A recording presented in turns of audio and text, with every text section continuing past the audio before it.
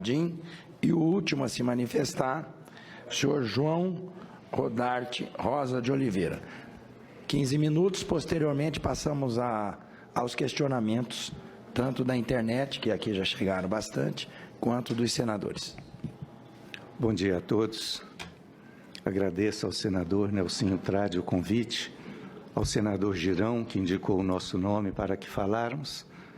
Nós vamos falar de um ponto de vista diferente, porque nós somos espíritas e eu ia para um congresso espírita em Alagoas, mas um espírito que nos dirige, que se identifica como Mãe Zeferina, ela falou que eu deveria ir para Boa Vista, Roraima, porque lá nós seríamos mais úteis do que em Alagoas. Indicou eu e outros companheiros de Minas Gerais, de vários estados brasileiros. Então, no Carnaval, nós nos dirigimos para Boa Vista para realizar um congresso espírita lá.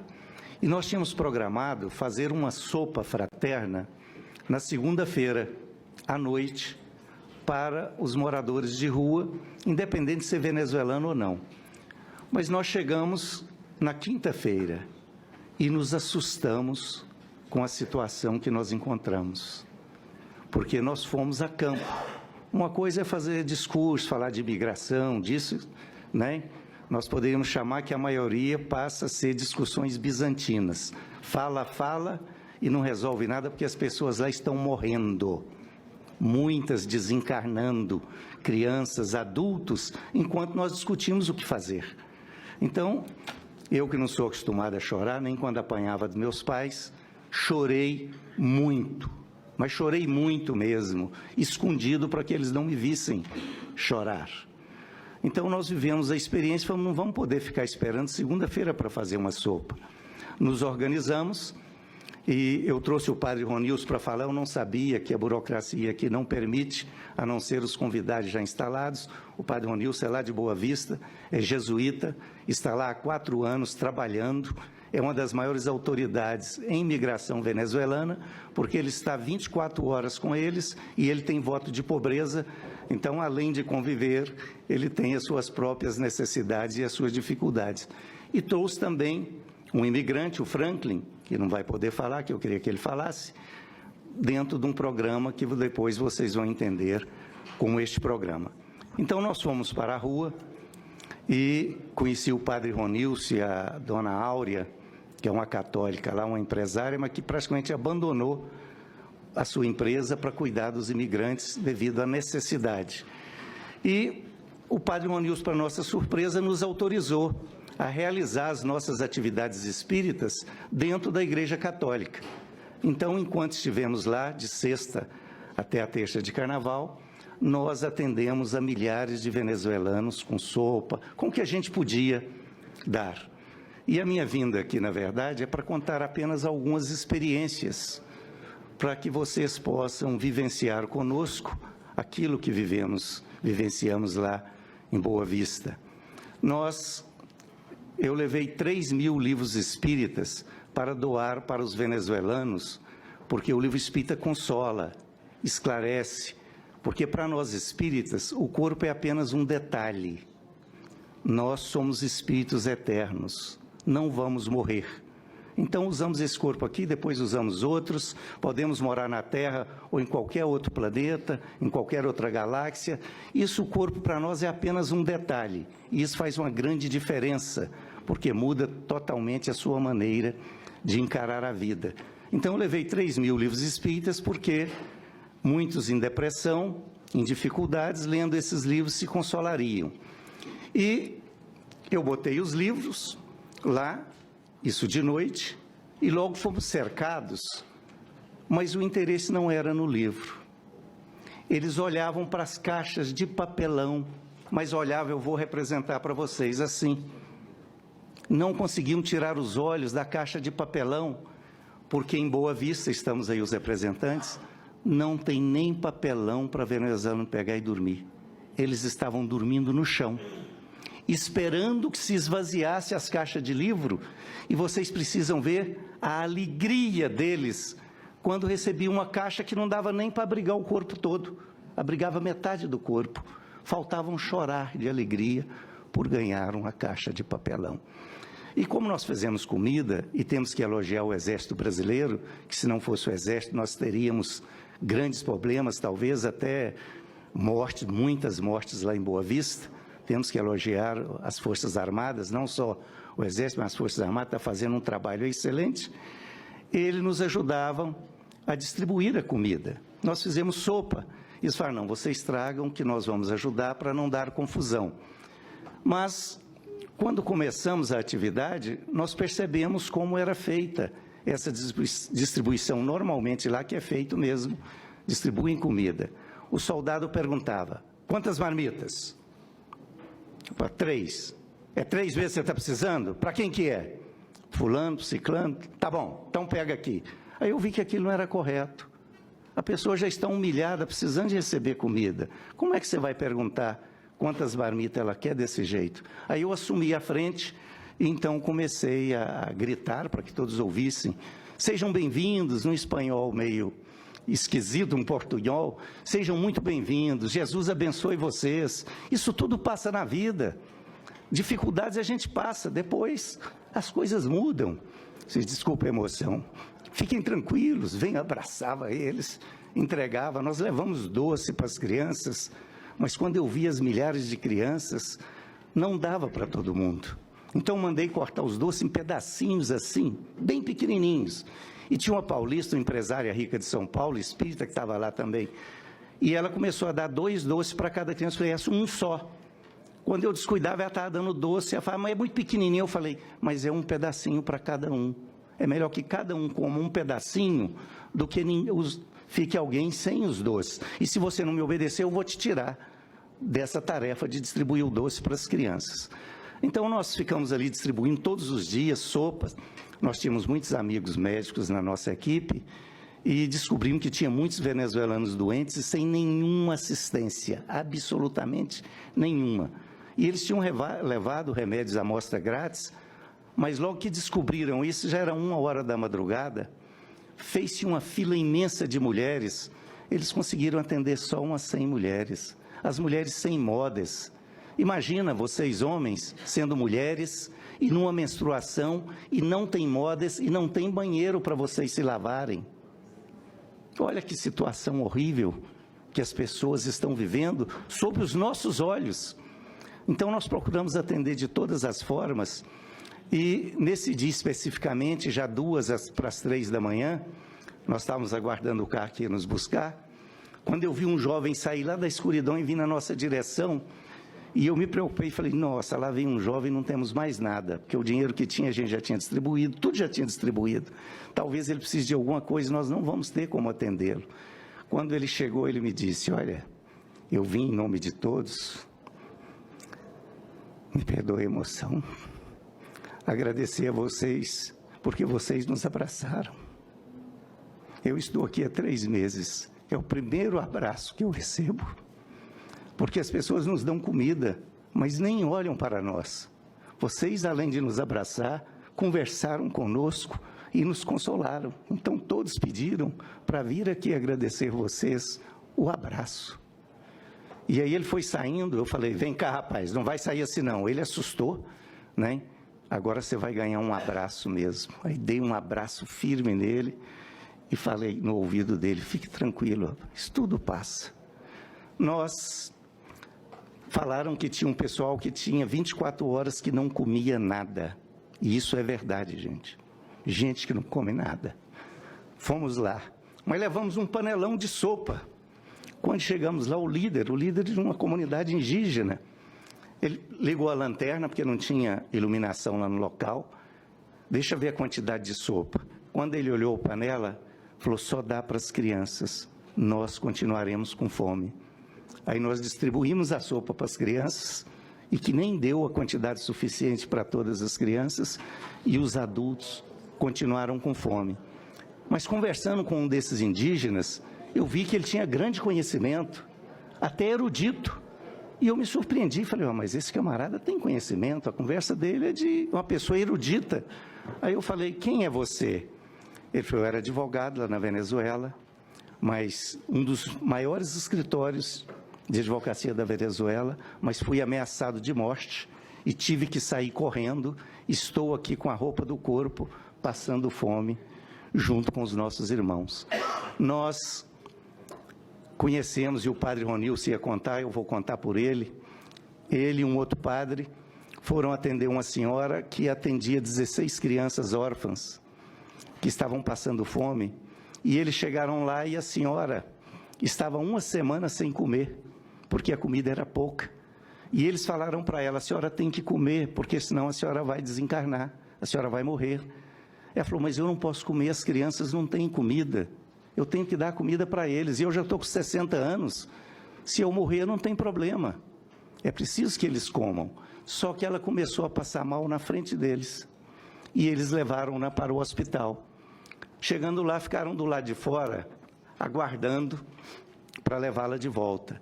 Quando o médico chegou, e chegou como médico, falando uma linguagem técnica, dizendo que ela tinha vindo a óbito. Mas ele não conseguiu terminar na linguagem técnica. Ele começou a chorar, assim de forma desesperada, e dizendo: nós somos uns desgraçados. Como é que a pessoa morre de fome aqui na nossa frente? E nós não fizemos nada. Eu, particularmente, nunca dei nada para esses venezuelanos. Como é que nós somos indiferentes? E chorou desbragadamente na frente dos 2 sacerdotes, e eles pegaram o corpo e levaram embora, e aquelas crianças, 16 crianças que ela cuidava, eu não tenho notícia de como ficou essa situação. Então, nós vivemos lá muitas experiências, são seres humanos, irmãos nossos, necessitam da nossa ajuda, e os outros refugiados de outros países ou imigrantes, nós temos que tirar a burocracia. Nós temos lá 30 mil pessoas, na verdade 10 mil pessoas não estão recebendo assistência de ninguém, estão passando fome mesmo, e muitos estão desencarnando. As mulheres estão abortando porque não têm condições de ter filhos, até em determinada região houve até entupimento de redes de esgoto, e eram crianças que tinham sido jogadas fora e estavam ali nas redes de esgoto. Ora, como resolver isso? Aqui falaram em 160 mil, lá são 30 mil pelas contas que nos passaram, mas vamos dizer que seja os 160 mil, nós temos 5.550 municípios no país. Se for os 160 mil, se cada município pegar 30 pessoas, que não faz diferença nenhuma para o município, não vai prejudicar nada, num passe de mágica. Em uma semana, só tem o problema de transporte, mas que a FAB está ajudando, talvez em 3 meses nós não tenhamos mais nenhum venezuelano desassistido. Nós estamos fazendo um programa com o padre, e tem um Mormon, que é o dono de várias empresas e muito rico, ele já pagou mais de 3 mil passagens. Esse programa que a senhora falou, somos nós, junto com a Igreja Católica, os evangélicos e os mormons, que estamos fazendo de interiorização das famílias. Nós conseguimos trazer uma família aqui para o interior de Goiás, aqui em Goianésia, mas o senhor, que era o pai de família, ele ficava triste, apesar de toda a assistência, sempre de cabeça baixa. E aí a nossa amiga que adotou essa família, que o nosso programa é o seguinte, o programa era para adotar por 3 meses, nós adotamos por 1 ano. Aí nós vamos procurar emprego, nós pagamos o aluguel, damos comida por 1 ano, até a pessoa se organizar. Quando ela se organizar, ela vai dar conta. Então essa família perguntou para ele: mas por que o senhor está tão triste? Todo dia eu vejo o senhor chorando, o senhor nem está se alimentando direito. Ele falou: porque o meu filho fugiu para a Colômbia, e ele levou algum dinheiro, só que o dinheiro acabou, e ele virou morador de rua. Como é que eu posso comer, sabendo que o meu filho está com fome? Como é que eu posso estar feliz, se o meu filho está morando na rua? Aí ela ligou comigo: Rodaste, o filho dele está na Colômbia, você podia tentar localizá-lo? Nós conseguimos localizar o filho dele, eles fizeram uma vaquinha no Centro Espírita, que ele é de um centro espírita do interior de Goiás, pagaram a passagem e trouxeram o filho dele para se juntar à família. Então é muito simples de resolver o problema. Nós precisamos nos debruçar sobre isso, por isso eu pedi ao senador Girão, e ele sugeriu o meu nome, porque as coisas não são difíceis. Não podemos transformar esses problemas, não só esse, mas os outros problemas do Brasil, como a Previdência, em discussões bizantinas. onde nós ficamos falando bobagens, coisas que não têm valores, enquanto as pessoas estão morrendo e passando necessidade lá fora. Os senadores, os deputados, os políticos têm que serem mais práticos, têm que serem mais efetivos. E eu convido a todos os senadores e deputados a visitarem Boa Vista. Mas não cheguem lá como deputado e senador, não. Cheguem lá e vão para as ruas como eu fui. Vai conviver com as pessoas, ver as pessoas passando fome, as mulheres sem um módeis para usar, sem um papel higiênico para se limpar. Olha, pessoal, eu chorei de verdade, vocês viram que eu chorei aqui, porque eu não imaginei, eu vivo em favelas, eu viajo para o exterior muito, que eu ando para implantar o espiritismo no mundo inteiro, mas normalmente a pessoa pergunta, você viu o monumento turístico tal? Não. Mas você foi mesmo no país? Não, eu fui na favela. Eu fui no lugar de necessitado, porque eu estou indo lá em nome de Jesus para ajudar. E quero dizer a vocês que Jesus não é só um líder religioso. O Evangelho de Jesus é ciência pura, é sociologia. Mesmo aqueles que não creem em Jesus, leiam o Evangelho de Jesus e procurem entender.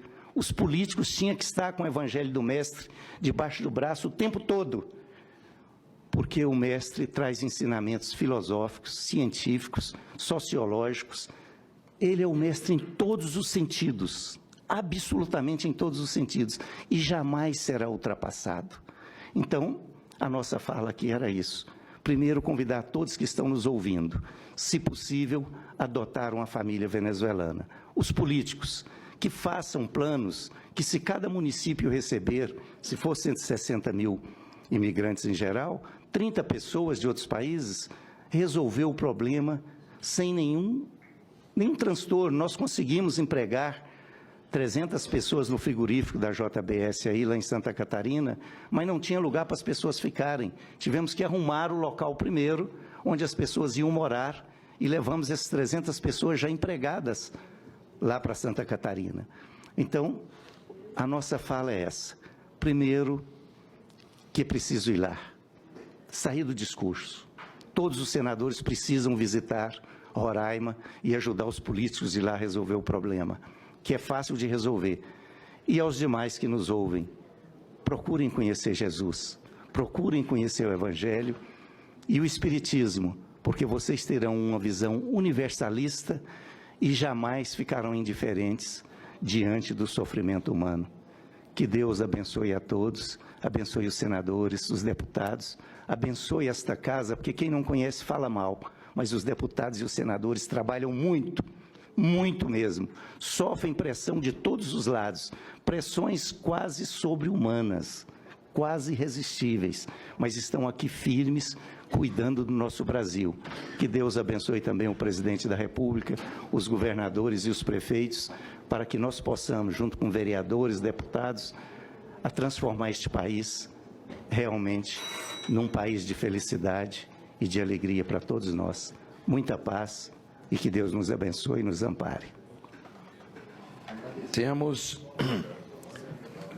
as palavras extremamente fortes e impactantes do senhor João Rodarte Rosa de Oliveira, presidente da Sociedade de Divulgação Espírita Alta de Souza. É impossível não ficar sensibilizado depois de uma fala tão espontânea e tão forte como essa. Impossível. E vou quebrar um pouquinho o protocolo, pedir a paciência dos senadores por 3 minutos. Eu gostaria de convidar para que se sentasse até no lugar do seu João Rodarte, o padre jesuíta Ronilson Braga, a fim de que ele possa proferir aqui uma oração para que Deus possa nos guiar nessa difícil missão de levar ajuda para o local certo a essas pessoas que estão sofrendo. Com a palavra, o padre jesuíta Ronilson Braga, respeitando, como sempre respeitei, a crença de cada um que aqui se encontra, mas senti a necessidade de fazer isso. Bom dia a todos, muito obrigado. Bom dia, presidente da mesa, e a todos que estão aqui. Eu estou muito orgulhoso de ser brasileiro e orgulhoso do Brasil por toda essa operação. Operação Acolhida, Acnur, Agência da ONU, Ministério, DPU. Está lindo o trabalho em Roraima. Eu estou há 4 anos aí, desde o início. Mas, claro, também ainda temos muito a fazer. Nós não trabalhamos só com números, né? Trabalhamos com pessoas. Implica sofrimento psíquico, tantas coisas. Eu sou o padre Ronilson Braga, trabalho com diálogo interreligioso. Jesuíta, eu estou aqui em nome da Pastoral Universitária da Universidade Federal de Roraima e Diocese de Roraima. A Pastoral Universitária trabalha com todos que têm orelha. Então, entre nós temos budistas, nós temos o Grande Oriente, temos as lojas maçônicas, os espíritas, kardecistas, que é a FEB, a Igreja Católica e todos mais que venham para fazer o bem. Então, é um diálogo interreligioso muito bonito que acontece. Trabalhamos com todos que têm orelha, convidamos a emendar as orelhas para o bem da humanidade. Assim pensa o Papa Francisco também, que foi quem também pensou nisso em parceria com Dom Mário Antônio, em desenvolver esse serviço de diálogo. Sou muito feliz de colaborar com isso. Então, eu convidaria vocês, por um momento, a seguir até um pouco a nossa campanha da UFRR. E se fosse você? E se fosse você nessa situação? Então, queria convidar vocês para uma oração muito universal, né? Poderia até fazer a oração do São Francisco de Assis, né? Que cada um é convidado, onde houver ódio, levar o amor, a paz, a justiça. Mas eu quero convidar a rezar a oração que o nosso mestre Jesus nos ensinou. Me chamam de jesuíta, né? Queria convidá-los a ficar até de pé e rezar um Pai Nosso.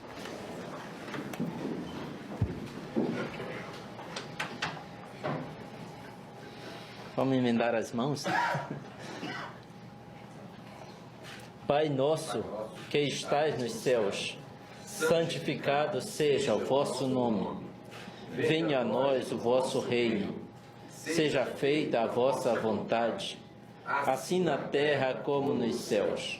O pão nosso de cada dia nos dai hoje. Perdoai-nos as nossas ofensas, assim como nós perdoamos a quem nos tem ofendido. E não nos deixeis cair em tentação, mas livrai-nos do mal.